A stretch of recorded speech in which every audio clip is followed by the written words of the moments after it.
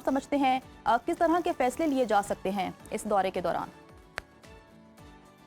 जी, बहुत शुक्रिया जन्नत और उज़ैर, आपका आपने इनवाइट किया। ये वेलकम। बहुत अहम दौरा भी है और बहुत अहम मोड़ पर भी है ये जंग, या जो भी इसको अमन का नाम दे, या एमओयू और एग्रीमेंट जो एक्सटेंड हुआ है।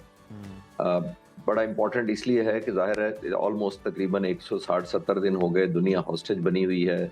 अ, आगे मूव नहीं कर पा रही दुनिया की इकोनॉमी, रीजनल सिक्योरिटी बहुत कॉम्प्रोमाइज़ हुई है। पाकिस्तान की बड़ी पेशकदमी पहले भी रही और इस दफ़ा भी बड़ी इम्पोर्टेंट है। और ज़ाहिर है वजह ये है कि दोनों साइडें एग्ज़ॉस्ट हो चुकी हैं, दोनों ने बहुत नुकसान उठाया है। ज़ाहिर है दुनिया ने भी प्राइस दी, दोनों मुल्कों ने भी प्राइस दी। तो आई थिंक आने वाले वक़्तों में मैं देख रहा हूँ कि मेरी नज़र में अब कंसेंसस हो जाना चाहिए, क्योंकि अब मुकाबला हुआ है इस हुँ, वक़्त कि कौन ज़्यादा पेन कॉज़ कर सकता है या इन्फ्लिक्ट कर सकता है और कौन ज़्यादा एंड्योर कर सकता है। मुकाबला इस चीज़ का हुआ है। ईरान ने साबित किया कि वो पेन एंड्योर ज़्यादा कर सकता है पहले राउंड हुँ, में। प्रेसिडेंट ट्रंप और अमेरिका ने साबित किया कि वो पेन कॉज़ या इन्फ्लिक्ट ज़्यादा कर सकते हैं। लेकिन हमने सही। पार्ट 2 में देखा, जब अभी रिसेंटली हुँ, जब ईरान ने जॉर्डन पर हमले किए, तो फिर हुँ, ईरान ने ये भी साबित किया कि वो पेन एंड्योर करने के साथ-साथ इन्फ्लिक्ट भी कर सकता है, जो उन्होंने जॉर्डन में किया। बहुत पिन पॉइंट एक्यूरेसी से किया और ना सिर्फ 3 फौजी अपनी जान से गए, बल्कि उन्होंने F-35 कहा जा रहा है कि 3 पेन्स के अंदर जो टारगेट किया। ईरान के पास बहुत अपडेटेड हाई रेज़ोल्यूशन की एक अपडेट आ रही है, सैटेलाइट पिक्चर्स आ रही हैं, जिसकी वजह से उसकी कैपेसिटी बढ़ गई थी। तो दोनों तरफ एक न्यू फाउंड कॉन्फिडेंस भी था और एक जी। बर्नआउट भी हुई सारी कौम, दोनों तरफ जो साइडें थी, खास तौर पर अमेरिका का जो हुँ, स्टॉक पाइल आप ज़िक्र कर रहे हैं, वो बहुत खतरनाक हद तक गया है। और मैं आखिरी जुमला इस पे ये कहूँगा कि प्रेज़िडेंट ट्रंप और अमेरिका को ये ज़ोन था कि जी। हम एक डिटरेंस और खौफ से ही अपने रिज़ल्ट हासिल कर लेंगे, हमें बॉम्ब हुँ, गिराने नहीं पड़ेंगे, और अगर जी। गिराने पड़े तो 2-4 दिन की हुँ, ये बात होगी और उसके बाद एक ऐसा फ़ेवरेबल इनको सॉल्यूशन मिल जाएगा। हुँ, लेकिन ईरानी कौम ने एक रेज़िलियंस भी दिखाई, कमबैक हुँ, भी किया, और ज़ाहिर है आने वाले वक़्तों के लिए वो एक सबक छोड़ना चाहते थे कि आने वाला सदर कोई भी हर हुँ। 6 महीने बाद या साल बाद चढ़ाई ना कर दे ईरान जी। पर। आने वाले वक़्तों में मेरा ख़्याल है ये अब न्यू डायरेक्शन होगी ये जंग की, और जो पीस होगा इस पे। बिल्कुल, खालिद साहब न्यू डायरेक्शन होगी और वो कहते हैं ना कि मिसाल भी हमारे यहाँ दी जाती है कि मारने से डराना अच्छा होता है, लेकिन अमेरिका ने जब मारा तो फिर जवाबी जो मार पड़ी है उससे बुखलाया हुआ हमें नज़र भी आ रहा है। और खालिद साहब, जिस तरह से आपने बताया कि पहले फेज़ में क्या हुआ, दूसरे पार्ट में क्या हुआ, उससे पहले भी आप एक बात कर रहे थे कि जो ईरानी ड्रोन्स हैं, जो टेक्नोलॉजी है वो इतनी सस्ती है कि उसको मारने के लिए, उसको मार गिराने के लिए अमेरिका के जो इंटरसेप्टर्स यूज़ हो रहे हैं वो कई कई लाख डॉलर के हैं और वो बड़े महंगे हैं। और अब रिपोर्ट्स भी ये बता रही हैं कि अमेरिकी फ़ौज के जो गाइडेड इंटरसेप्टर्स हैं और तवील फासले तक मार करने वाले मिसाइलों के ज़खायर उनमें बड़ी कमी वाक़ई हुई है। और जो अब 5,000 अब नए वो ऑर्डर दे रहे हैं, अब वो भी कोशिश कर रहे हैं कि वो सस्ते हों, क्योंकि अब पहले जो है बड़ा नुकसान उठा चुके हैं वो ईरान के साथ इस मामले में। उज़ैर, देखिए ये वर्ल्ड वॉर या उससे पहले की जो जंगें होती थी, वो होती थी steel versus steel, ji. Tank versus tank, jet versus jet. अब नहीं होता ऐसा, क्योंकि अब जंगें वो जीतेगा जो ज़्यादा पेन इन्फ्लिक्ट करने की सलाहियत रखेगा, नंबर 1। हुँ, दूसरा ये है कि अपने लिए कितनी सस्ती जंग रखेगा और दुश्मन के लिए हुँ, कितनी महंगी कर देगा, इक्विपमेंट हुँ, वाइज भी, फाइनेंशियली भी, और पेन जितनी कॉज करेगा। जी। तो अभी हमने देखा कि ईरान ने जो इंड्योर किया, उसने स्टील वर्सेस स्टील नहीं किया, उसने चंद हज़ार, कई दफ़ा हम बात कर चुके हैं, ड्रोन्स को मुकाबला करने के लिए पैट्रियट जो फायर किए हुँ, जाते थे वो 3 से 4 मिलियन डॉलर के थे।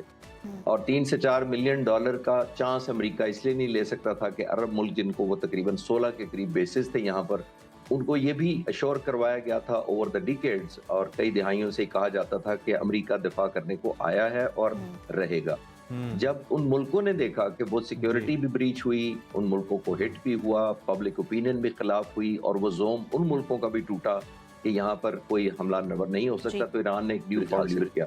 जैसे मैंने कहा कि आने वाली जंगें होनी ही यही हैं कि आप क्या नैरेटिव, परसेप्शन और विल टू फाइट दुश्मन की कैसे ख़त्म करते हैं, ज़्यादा पेन इन्फ्लिक्ट करते हैं। मैं अक्सर बात करता रहता हूँ, जो पिछले साल मई 2025 में हिंदुस्तान पर हमने हमले किए थे, हमने पेन ज़्यादा इन्फ्लिक्ट की थी, नंबर 1। हुँ, अपने लिए इकोनॉमिकल रखी थी through firing drones and unmanned aerial loitering munition, और हिंदुस्तान के जहाज़ गिराने के बाद उनको ज़ाहिर है बहुत महँगी लगी। तो यही यहाँ पे हो रहा है। जैसे मैंने कहा कि अब इंटेलिजेंट मूव्स क्या होंगी, आपकी डिपेंडेंसी फॉरेन एड और बाहर के इक्विपमेंट पर कितनी है, अपनी सेल्फ जो जनरेशन आप करते हैं, जो कि ईरान करता है, तो उसने कामयाबी से ओवर पीरियड ऑफ टाइम ये सीख लिया था कि आने वाले वक्तों में अमेरिका और इजराइल जैसे मुल्क ने ही हमला करना है, और अगर अमेरिका और इजराइल आप पर हमला करेगा तो दुनिया का कोई मुल्क आपके लिए या आपकी हिमायत में आने की हिम्मत नहीं करेगा, और वही हमें यहाँ नजर आ रहा है। अच्छा सर, ये कहिएगा कि मिड टर्म इंतखाबात करीब हैं, अमेरिका में ईंधन की कीमतें मामूल से ज़्यादा हैं, तो आपको क्या लगता है कि ट्रंप ये जंग बंदी और डील के लिए दबाव बढ़ा रहे हैं या उन पर दबाव बढ़ रहा है?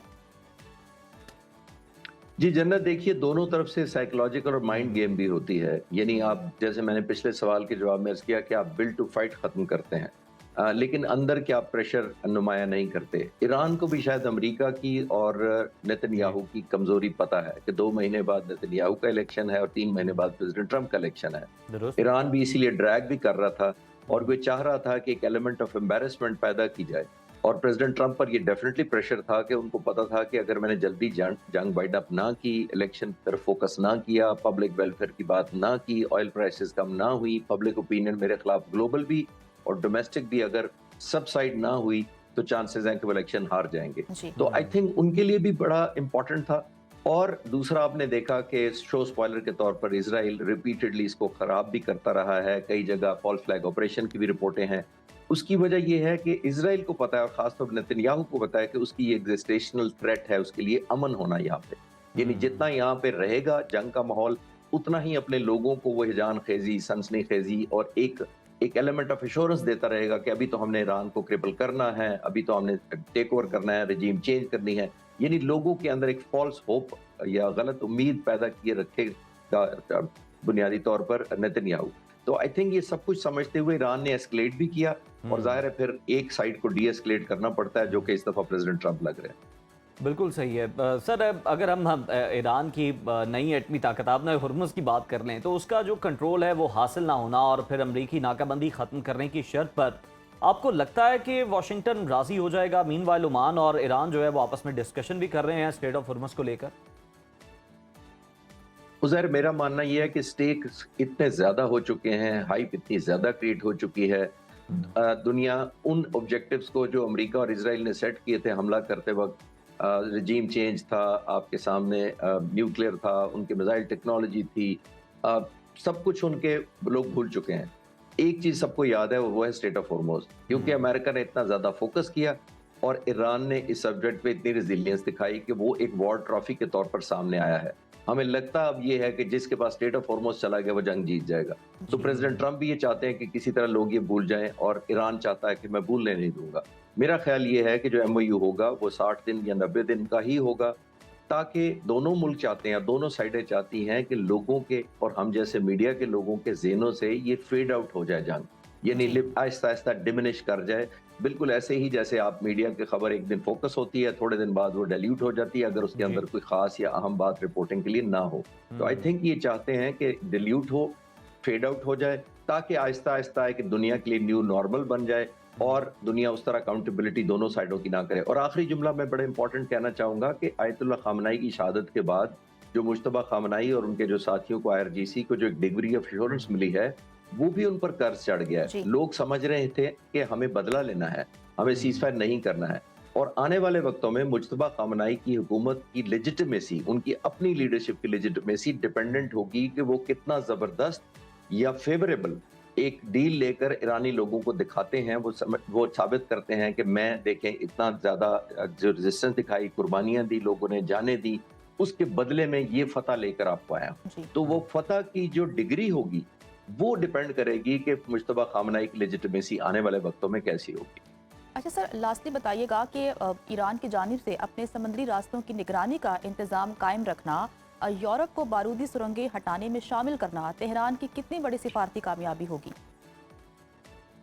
जी ये बहुत बड़ी है जन्नत, बुनियादी तौर पर क्योंकि हम देख रहे हैं कि ईरान ने मैनिफेस्ट किया है और डिटर भी किया है, दुनिया की शिपिंग लाइंस आ नहीं रही हैं और आना चाहें भी तो नहीं आ सकती, क्योंकि उनको खतरा होता है कि उनको जाहिर है मिलियंस ऑफ डॉलर्स का जो बहरी जहाज होते हैं, टैंकर्स होते हैं, वो तबाह ना हो जाएं। जब भी इस तरह का खतरा होता है, 2-3 चीज़ें बड़ी इंपॉर्टेंट होती हैं जो खतरे की अलाम होती हैं। एक यही कि बहरी सुरंगें अगर हिट करती हैं, फिर उसका नुकसान ये होता है कि जो शिपिंग लाइंस होती हैं उनके मालिक इनकार कर देते हैं, फिर जो इंश्योरेंस कंपनियां होती हैं वो नहीं आती, फिर जो क्रू होता है शिप का वो इनकार कर देता है अपनी सेफ्टी की वजह से कि हम इस एरिया में नहीं जाएंगे। तो जाहिर है जब तक हाईएस्ट डिग्री ऑफ इंश्योरेंस ना हुई और वो सर्टिफिकेशन इस सूरत में सिर्फ ईरान ही कर सकता है जिसने माइंस ले की होती हैं। जी। और अमेरिका के पास इस वक्त कोई खास आर्सनल या शिप रहे भी नहीं है जो शिपिंग लाइन क्लियर करें जो इस तरह के जो माइंस को यूरोप के पास हैं उनकी मदद लेने के। लेकिन सबसे ज्यादा आप इंगेज करके ही माइंस को हटवा सकते हैं। आपको स्वीपिंग के लिए कई महीने चाहिए होते हैं और अगर ईरान चाहेगा कि यहाँ कोई एंटर ना हो, इवन माइन स्वीपर्स भी ना एंटर हो, तो नहीं हो सके। बिल्कुल ईरान की को मर्जी engage पे करके डिपेंड करता है। उनके ईरान नहीं चाहेगा तो वाकई कोई इस एरिया के अंदर एंटर नहीं हो सकता। और फिर जिस तरह से ईरान ने हमले करके दिखाया भी था कि वो कितनी दुरुस्तगी के साथ निशाना बना सकता है, तो यकीनन जो आलमी शिपिंग कंपनियां हैं उनके भी कंसर्न्स हैं। बहुत शुक्रिया air commodore retired Khalid Chishti साहब का।